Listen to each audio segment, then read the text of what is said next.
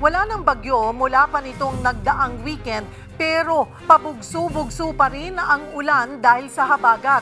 Sa Marikina, nananatiling nakaantabay ang mga otoridad sa level ng tubig sa ilog. Live na magbabalita si Mobile Journal Ivan Tarinque. Ivan, kumusta dyan? Cheryl, sa mga oras nga na ito, tumila man yung pag-ulan dito sa lungsod ng Marikina pero nananatiling mataas ang water level sa Ilog Marikina. As of 11 a.m. nga pumalo nga yan sa 16.1 meters. Ibig sabihin, nasa second alarm Hello level po. sa kasalukuyan. Iyan, ayun, Pwede ko kayo pakita ngayon yung current situation dito sa may ground, Cheryl.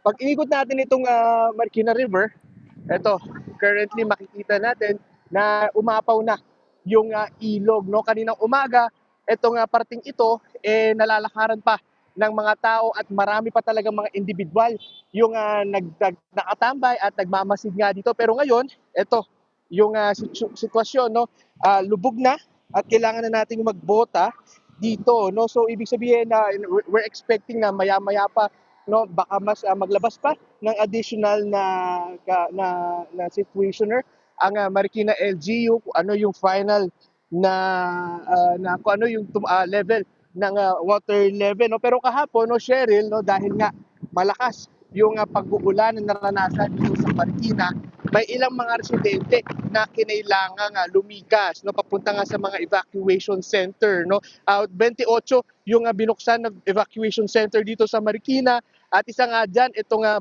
Malanday Elementary School na as of kaninang umaga, nasa 660 mahigit yung mga pamilya na nakandoon at pansamantalang nananatili. Pero kaninang umaga, ayon nga doon sa camp manager, expected nila na sa oras nga na bumaba yung water level sa ilog, unti-unti na rin aalis or uuwi yung ilang mga residente dito. Nakausap natin yung ilang mga residente dito kanina at sabi nga nila, panalangin nga nila na ngayong araw makauwi sila sa kanilang mga bahay para nga masimulan na nila yung kanilang paglilinis. Pero isa nga dyan, Cheryl, doon sa talaga naapektuhan ng malakas na buhos ng ulan, itong pagbaha sa may barangay Tumana, kung saan nga isa doon sa tinitignang dahilan kung bakit umapaw or nagkaroon ng pagbaha doon, hindi gumagana na pumping station sa barangay. Kaya naman kahapon tumawag na ang Marikina LGU sa DPWH at sa contractor nito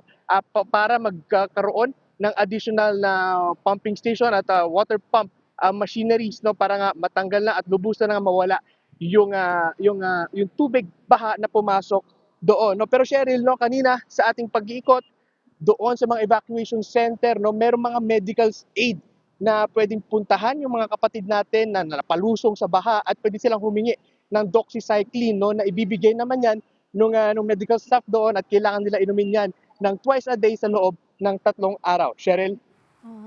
So, dyan sa kinaroroonan mo ngayon, Ivan, mukhang medyo bumuti-buti na yung lagay ng panahon. So, talagang sa buong umaga ba ay nakakaranas pa rin ng mga pag-ulan or humupa na o gumanda-ganda na yung panahon? Alright. Sige, maraming salamat, Ivan Tarinque, sa update dyan sa sitwasyon dyan po sa Marikina.